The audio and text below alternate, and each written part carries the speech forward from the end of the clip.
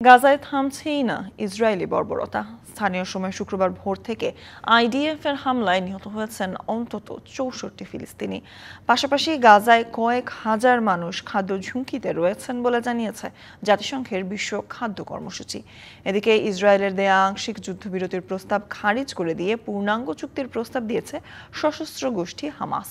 ওই প্রস্তাব অনুযায়ী ইসরায়েল যদি গাজায় যুদ্ধ বন্ধ করে ফিলিস্তিনি কারাবন্দীদের মুক্তি দেয়, তবেই গাজায় বন্দী সকল ইসরায়েলি জিম্মিদের ফেরত দেবে হামাস।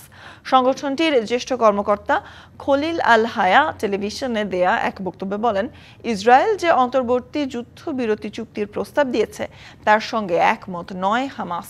নিজেদের রাজনৈতিক উদ্দেশ্য পূরণের জন্য ইসরায়েলি প্রধানমন্ত্রী বেনিয়ামিন নেতানিয়াহু আংশিক চুক্তিকে ব্যবহার করতে চাচ্ছেন বলে উল্লেখ করেন হামাসের এই নেতা।